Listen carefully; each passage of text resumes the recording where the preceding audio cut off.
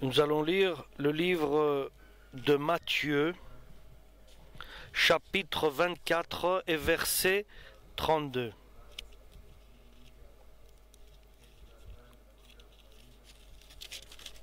Chapitre 24, verset 32, le livre de Matthieu. Comprenez l'enseignement que donne le figuier. Dès que la sève circule dans ses branches et que ses feuilles poussent, vous savez que la bonne saison est proche. De même, quand vous verrez tout cela, sachez que l'événement est proche, qu'il va se produire. Je vous le déclare, c'est la vérité. Les gens d'aujourd'hui n'auront pas tous disparu avant que tout cela arrive. Le ciel et la terre disparaîtront, tandis que mes paroles ne disparaîtront jamais. Cependant, personne ne sait quand viendra ce jour ou cette heure. Pas même les anges dans les cieux, ni même le Fils. Le Père seul le sait. Ce qui est passé du temps de Noé se passera de la même façon quand viendra le Fils de l'homme. En effet, à cette époque, avant la grande inondation, les gens mangeaient et buvaient, se mariaient ou donnaient leurs filles en mariage. Jusqu'au jour où Noé entra dans l'arche, ils ne se rendirent compte de rien, jusqu'au moment où la grande inondation vient et les emporta tous. Ainsi en sera-t-il quand viendra le Fils de l'homme. Alors deux hommes seront au champ. L'un sera emmené et l'autre laissé. Deux femmes moudront du grain au moulin. L'une sera emmenée et l'autre laissée. Veillez donc, car vous ne savez pas quel jour votre Seigneur viendra. Comprenez bien ceci. Si le maître de la maison savait à quel moment de la nuit le voleur doit venir, il restera éveillé et ne le laisserait pas pénétrer dans sa maison. C'est pourquoi tenez-vous prêts, vous aussi, car le Fils de l'homme viendra à l'heure que vous ne pensez pas. Quel est donc le serviteur fidèle et intelligent? En voici un que son maître a chargé de prendre soin des autres serviteurs pour leur donner leur nourriture au moment voulu. Heureux ce serviteur si le maître, à son retour chez lui, le trouve occupé à ce travail. Je vous le déclare, c'est la vérité, le maître lui confiera la charge de tous ses biens. Mais si c'est un mauvais serviteur, il se dira « Mon maître tarde à revenir » et il se met à battre ses compagnons de service, qu'il mangera et boira avec des ivrognes. Eh bien, le maître reviendra un jour où le serviteur ne l'attend pas et à une heure qu'il ne connaît pas.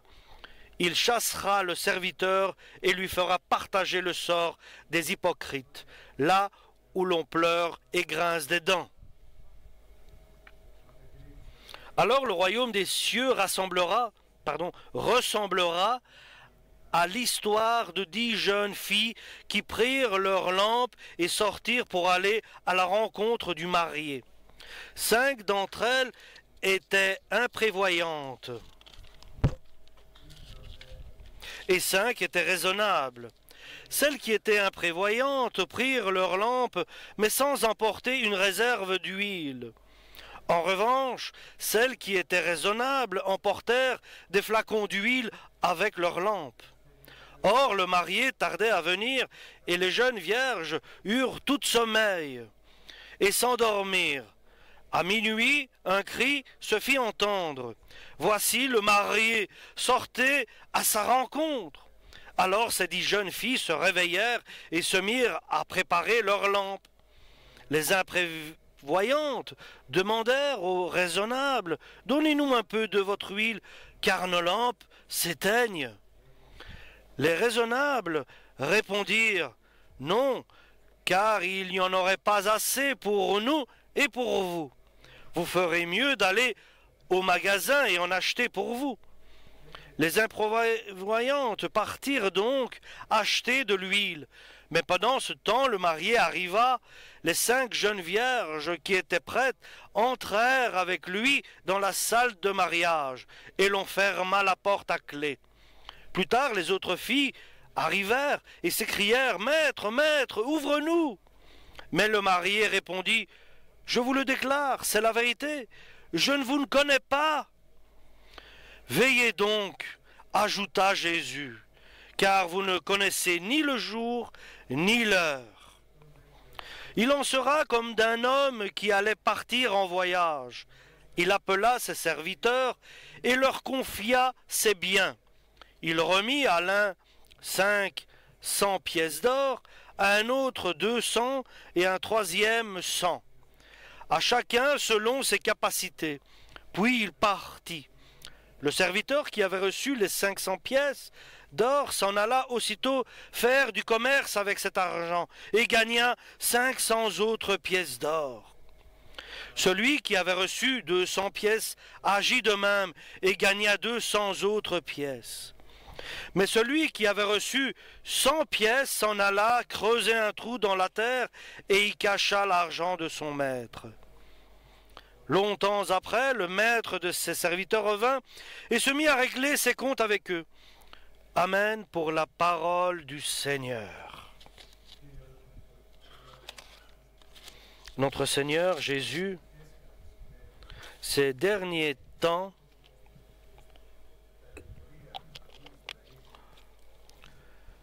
la tribulation, les souffrances des 7 ans que régnera,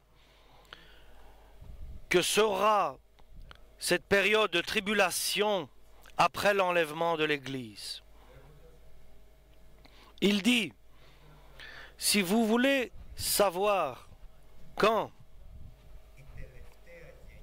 la dernière génération, parce que l'heure et la date personne ne la connaît, ni le Fils de l'homme, l'homme Jésus-Christ, seulement le Père, lequel donnera le signal, il donnera l'ordre à l'archange qu'il soit entendu, et enfin il sonnera de la trompette, et il y aura une transformation du peuple de Dieu.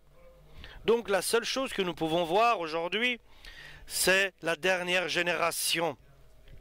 La dernière génération nous dit, la dernière génération sera comme l'arbre qui est comme un figuier qui fait des figues. Et dans l'Ancien et dans le Nouveau Testament est souvent annoncé et représenté, c'est le peuple d'Israël. C'est le peuple d'Israël qui a été fait en 48, qui grandit et qui arrive à son terme. Nous ne connaissons pas le jour et la date.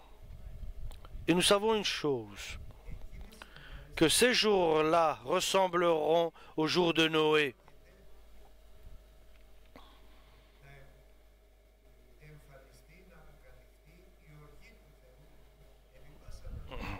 Et ce jour-là sera un jugement sur toute la terre. Et il y aura une inondation par l'arrivée de l'Antichrist.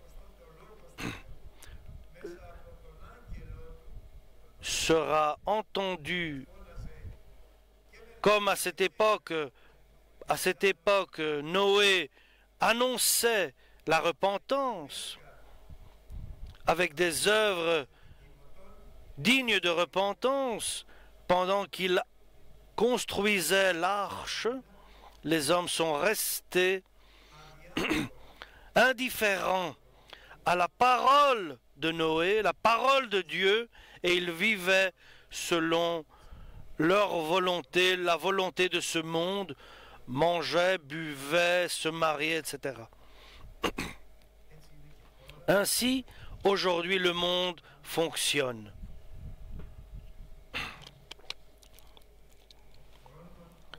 Avec la manière de ce monde et en se désintéressant de la parole de Dieu, en méprisant la parole de Dieu,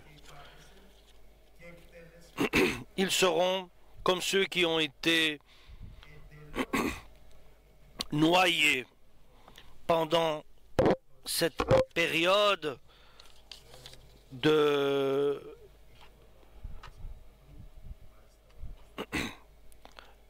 l'inondation qu'il y a eu. Notre Seigneur Jésus nous révèle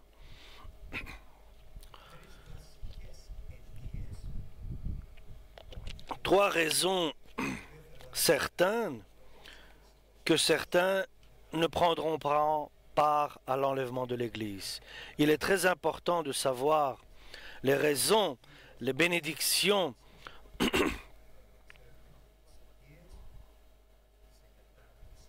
et les raisons de la non-bénédiction. La première situation est comment se comporte le disciple de Dieu dans son quotidien. Qui est le fidèle et sérieux serviteur et celui le Seigneur a établi par sa parole, l'a établi au service. Et celui qui cherche la parole et qui obéit à sa volonté, il voit tous les autres comme étant supérieurs à lui et lui se regarde comme serviteur, se voit comme serviteur.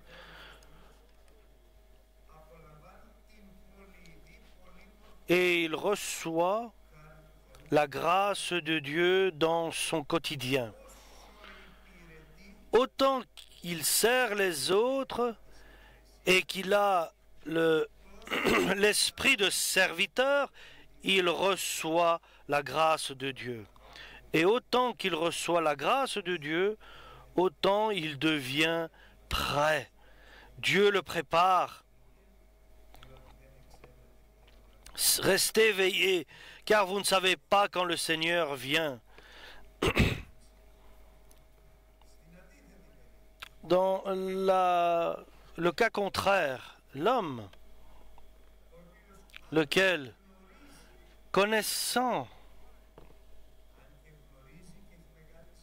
et cela est important, qu'il connaisse la parole de Dieu, s'il ne sert pas, s'il n'a pas l'esprit de servir, pardon, il s'attachera au modèle du monde, il boira, il s'enivrera et il frappera les autres.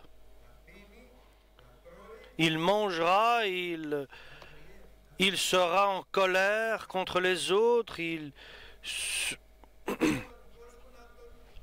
et le monde l'envahira. Donc il y a deux conditions. Deux situations différentes. Celui qui est prêt, qui est serviteur, et comment cela est prouvé par ses relations avec ses concitoyens, ses frères. S'il voit, les regarde pour avoir le pouvoir sur eux, il a perdu.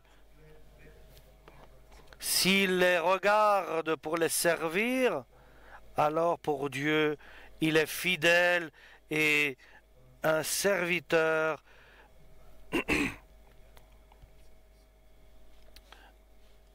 qui est juste.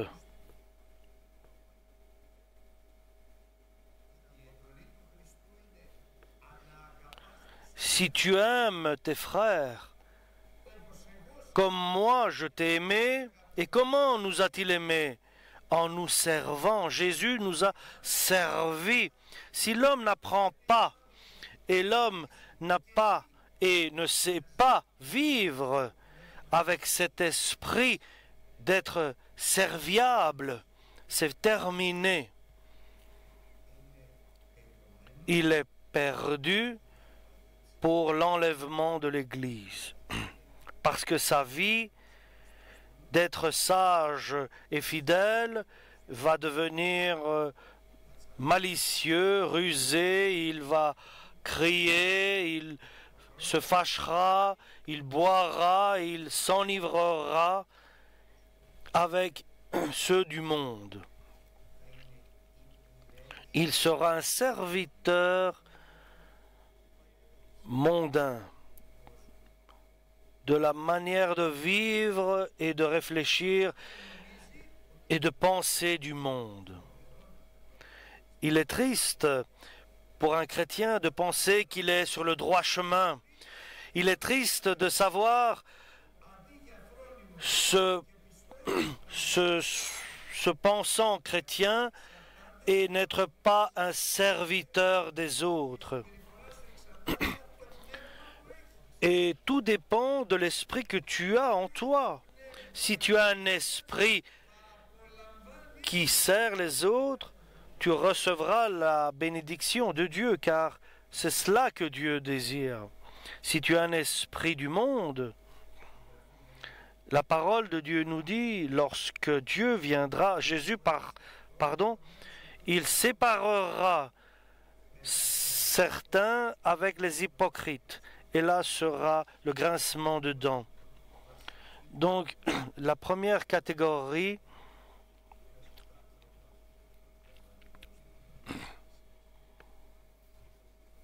est celle qui ne prendront pas part à l'enlèvement de l'Église.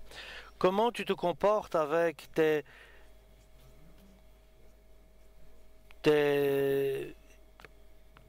compagnons, avec tes frères? Comment te comportes-tu? Est-ce que tu vis dans la débauche, dans le modèle contemporain? Ou bien, la deuxième, comment tu te prépares?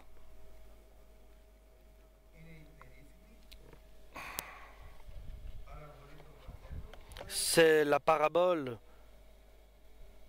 des vierges. Jésus nous dit alors,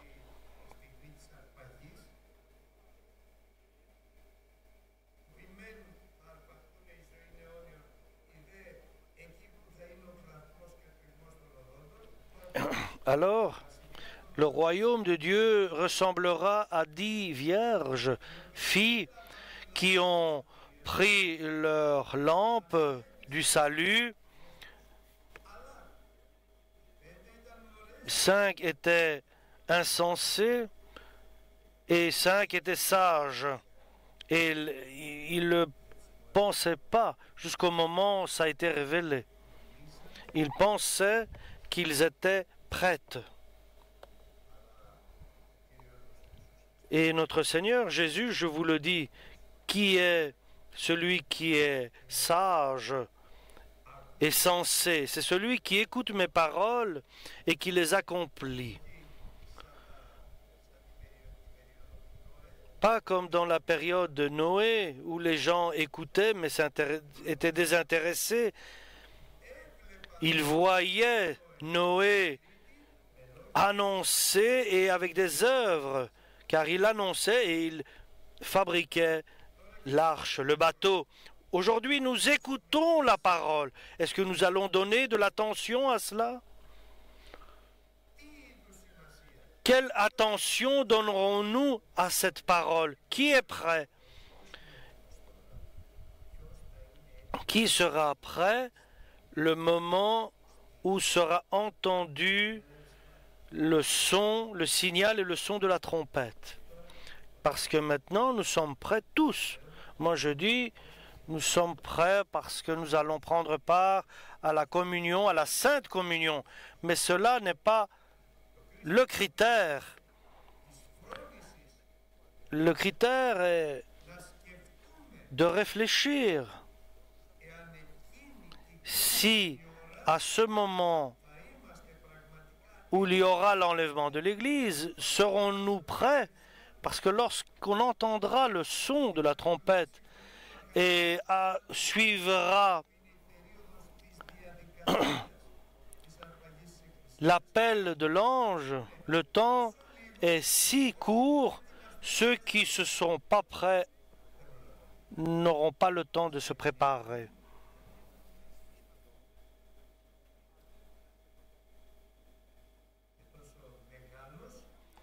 Et aussi grand, il faut que chacun se prépare. Car Jésus vient.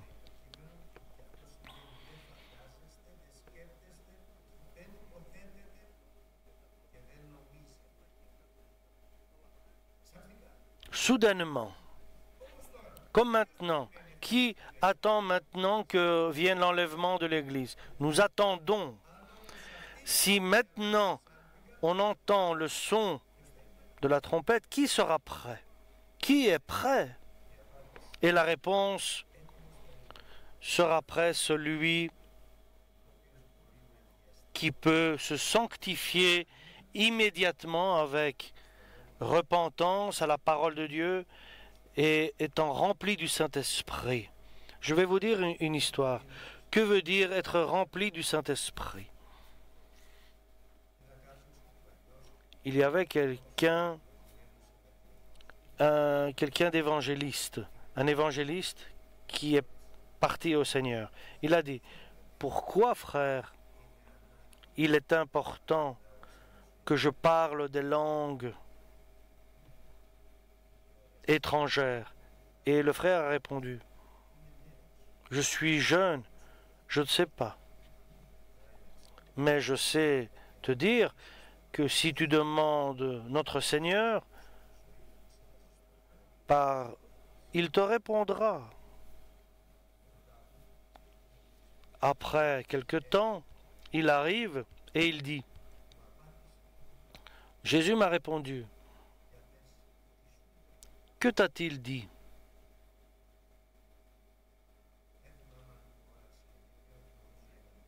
Je pense que c'est un rêve, il lui a parlé. Je me suis trouvé, il dit, le soir, à mon village lorsque j'étais petit. Et si je me souviens bien, il était de l'Asie mineure. Cela n'a pas d'importance. Mais je me suis retrouvé dans mon village. Et notre maison avait un puits.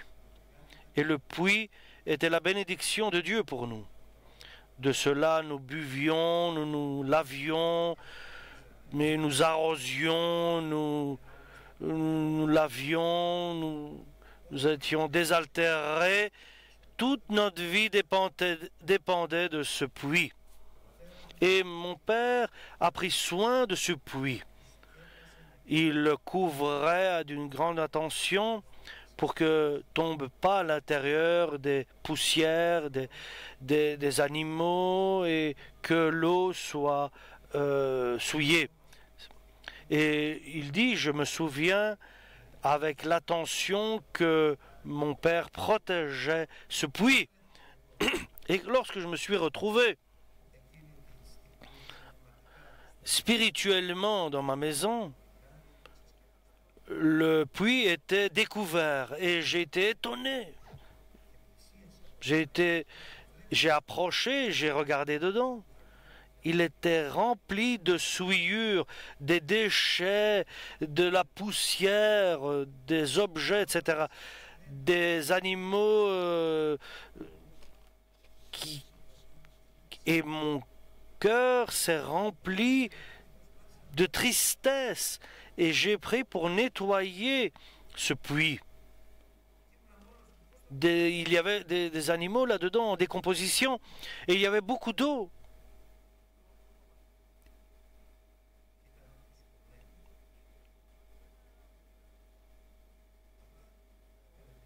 Il fallait un seau pour retirer tous les déchets.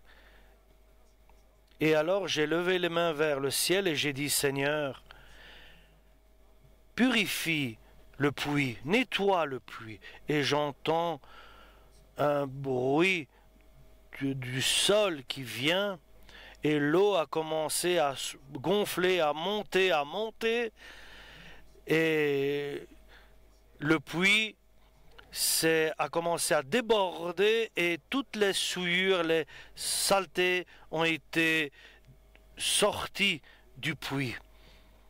Et j'ai compris. Que veut dire se remplir du Saint-Esprit?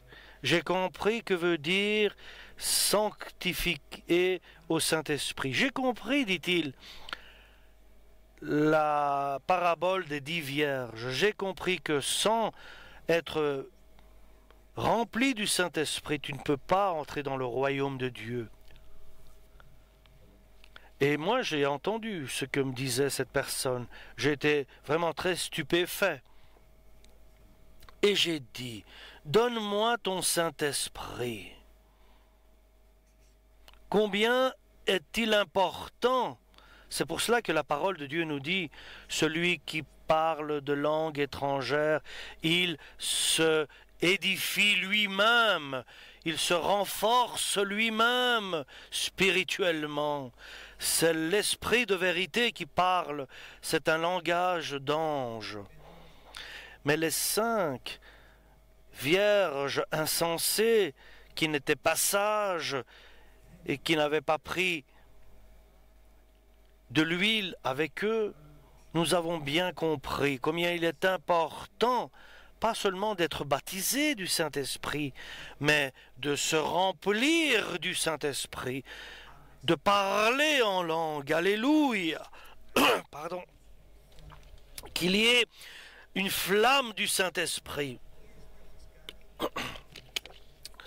Quoi que tu aies fait, que le Saint-Esprit, par la flamme du Saint-Esprit, soit brûlé, tous ses péchés et pardonné par le sang de Jésus. Combien est-il important de ne pas attendre? Et il est écrit, pas par ma force, ni par la puissance, mais par mon Saint-Esprit, dit le Seigneur. Seulement par la force du Saint-Esprit, tout peut s'accomplir.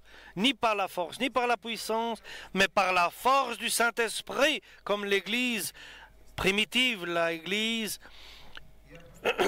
du dernier jour. L'Église primitive, apostolique, annonçait la bonne nouvelle pour qu'elle puisse être affermie, pour que le christianisme soit affermi. Et cela a été accompli par le Saint-Esprit. Et la mission de l'Église de la dernière période du christianisme, et l'Église doit être glorieuse, sanctifiée, sainte, parfaite, sans ride ni tache. Et dites-moi, mais de quelle manière nous qui sommes ici pouvons être glorieuses, saintes, vous et moi, glorieuses, parfaites, prêtes pour l'enlèvement de l'Église, seulement par le Saint-Esprit. Alléluia. C'est pour cela, chers frères et sœurs, avec attention, autant que le temps est favorable, avec une grande prudence, cherchons le Saint-Esprit de Dieu, sans infidélité, sans doute que le Seigneur nous baptise du Saint-Esprit, car il est écrit, et l'Écriture ne peut pas être reniée. Le vrai chrétien est celui de l'Écriture, pas ce qui est extérieur. Repentez-vous, que chacun soit baptisé au nom du Père, du Fils et du Saint-Esprit, pour que les péchés soient pardonnés, et vous recevrez la force du Saint-Esprit, et soyez sauvés, libérés de cette génération perverse qui passe. Nous ne pouvons pas jouer avec notre âme, nous ne pouvons pas jouer avec nos enfants, dans le sens de se désintéresser de l'enlèvement de l'Église. Il est indispensable, nécessaire, que nous soyons remplis du Saint-Esprit et de la parole de Dieu. Nous ne pouvons pas ne pas annoncer la vérité. nous ne pouvons pas montrer, pas par nos paroles, comme Noé, mais par nos œuvres, et étant un exemple de l'Assemblée. Nous devons nous repentir, car Dieu, à ceux qui se rabaissent, donne sa grâce. Cela ne peut pas être invisible, la vie de Jésus en nous, la gloire de Dieu en nous. Elle doit être claire et visible. Elle doit être clairement vue dans l'Église, la grâce de Dieu et la force du Saint-Esprit. Dans l'Église est annoncée la parole de Dieu.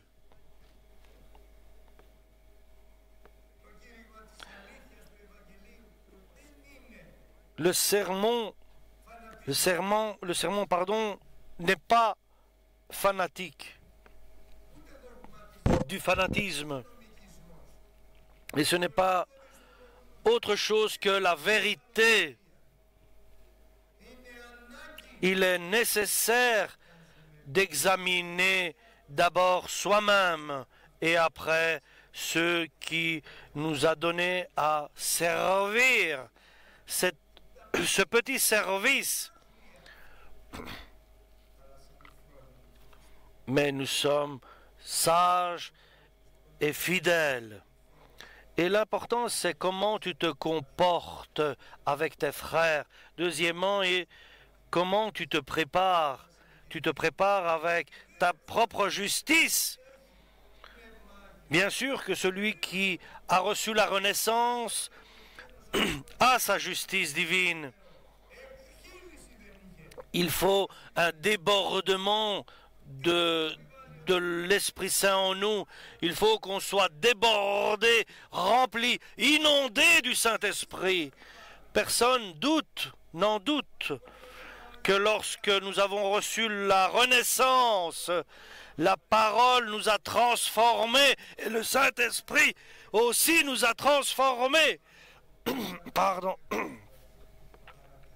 Mais personne ne peut en douter qu'il est indispensable pour l'enlèvement de l'Église d'être rempli du Saint-Esprit, d'être inondé du Saint-Esprit, et que le trop-plein de notre intérieur soit les langues. Alléluia. Et il y a une caractéristique aussi. C'est comment tu œuvres dans le projet de Dieu.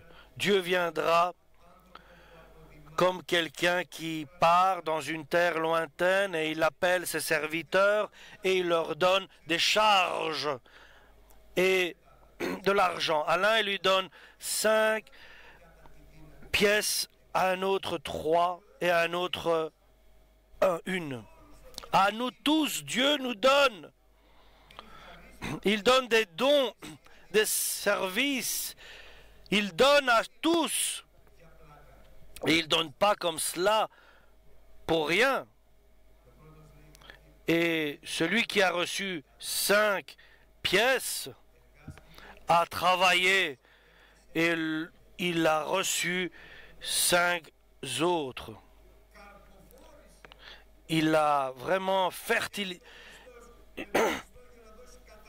il a multiplié ce qu'il avait au départ. L'argent qu'il avait, cet argent a été placé, il a investi avec l'argent qu'il a reçu et il a multiplié son gain. Et vivez pour ce qui est éternel et pas ce qui est provisoire. Qu'est-ce que tu travailles? Qu'est-ce que tu fais? Est-ce que tu annonces la bonne nouvelle, ce qui est éternel? Pourquoi travailles-tu? Tu travailles l'œuvre que Dieu t'a confiée pour quelque chose qui est éternel, ou bien tu travailles pour la nourriture qui est périssable? Bien sûr, il n'est pas dit que nous n'allons pas travailler pour notre nourriture, mais où que nous soyons, notre esprit doit être la vie éternelle.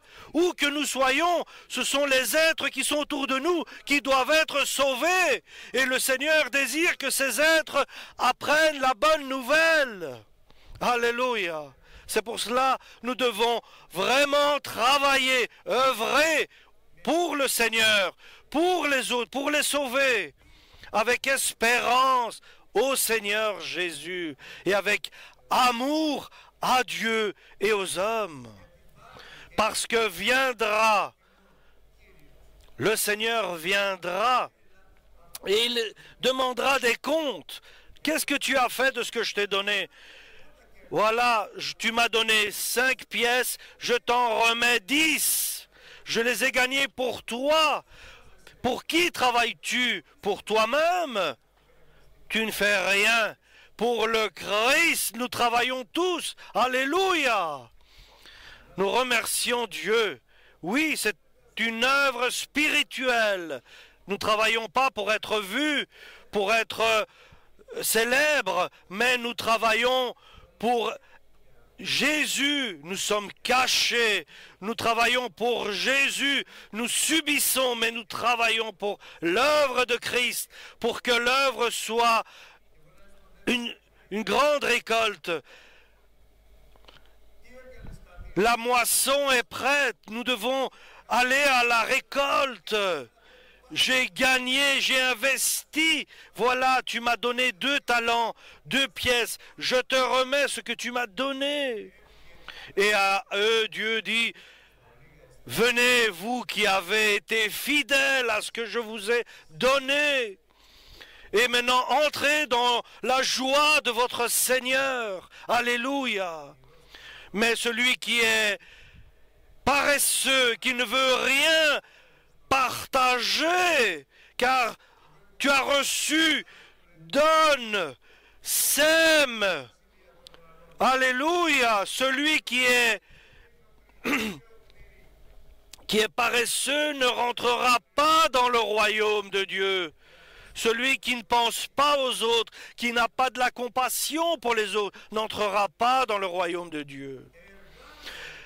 Travaille, œuvre pour le Christ.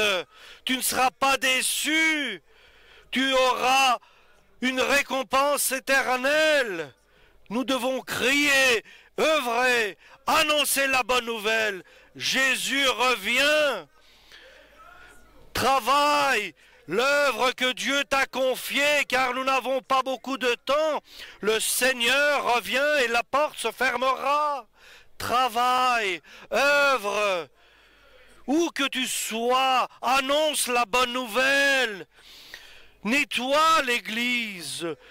Offre-toi comme une offrande. Offre-toi. Ne reste pas à la maison et tu perds ton temps à jouer. Il n'y a pas d'enlèvement si tu n'es pas à l'œuvre, au travail de Jésus.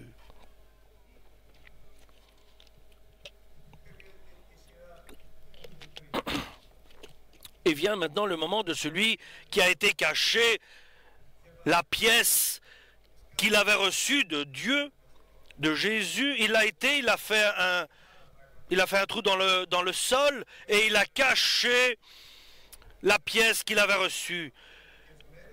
J'ai mes soucis quotidiens, j'ai mes problèmes, je veux faire aussi une promenade, je m'occupe de moi-même en fait. Mais le Seigneur est venu et le Seigneur viendra, qu'on le veuille ou pas. Et il lui dit, viens, où est l'intérêt de ce que je t'ai donné? Écoutez comment il réfléchit. D'abord, il dit, comment se comporte-t-il et comment se prépare-t-il et comment il agit et comment il pense, comment il raisonne. Quelle est sa pensée pour l'Église? Je sais, il dit, tu es dur, tu es une personne dure, dit-il à Jésus. Quelqu'un qui est autoritaire, tu es fanatique. C'est une église dure. Et deuxièmement, et tu récoltes là où tu n'as pas semé, tu es injuste. Tu moissonnes là où tu n'as pas semé, tu es injuste. L'église est injuste. Frère, tu es injuste. Et troisièmement, tu récoltes là où tu n'as pas semé, pardon. Tu moissonnes sans avoir semé. Tu récoltes sans avoir semé. C'est du paroxysme. Il arrive un paradoxe total. Il dit que tu es injuste. Est-ce que l'Église est dure, injuste ou paradoxale? L'Église est docile, est bonne, elle est juste comme est Jésus-Christ. Et elle est logique. Notre vénération est juste. Le Père, qu'était-il à Jésus? Va devenir serviteur sur la terre, va mourir sur la croix. C'est quelque chose d'invraisemblable. Et pourtant, Jésus a dit que ta volonté se fasse, pas la mienne, mais la tienne. Je suis venu pour ce moment-là. Dieu n'est pas dur, Dieu n'est pas injuste, et il n'est pas incohérent, mais il est bon. Et lorsque Jésus a dit, tu es un serviteur rusé et tu es un serviteur rusé et fainéant, et tu veux entrer dans le royaume, pardon. Tu es un serviteur rusé, mauvais et fainéant. Ce que je t'ai donné, pourquoi tu ne l'as-tu pas donné à la banque pour recevoir un intérêt? Et il reprend ce qu'il lui avait donné et l'a donné à celui qui avait gagné plus. Et quelqu'un lui dit, mais celui-là, il a déjà dit, à celui qui a beaucoup, il recevra. Et à celui qui n'a rien, on lui prendra même ce qu'il n'a pas. Et jeter le serviteur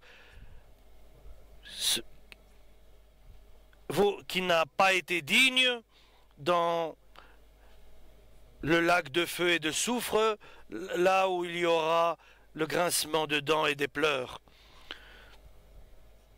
Nous devons savoir, chers frères et sœurs, que tout cela est important dans notre vie. Sachons distribuer, partager le salut que nous avons reçu. Pensons, ayons de la compassion pour les autres qui se perdent et reconnaître qui nous sommes vraiment, s'examiner.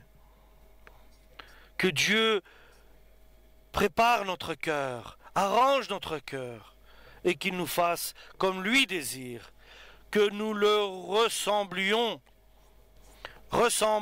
à Jésus-Christ, à notre Père éternel, car là, nous serons identiques à lui, conformes à sa volonté. Alléluia.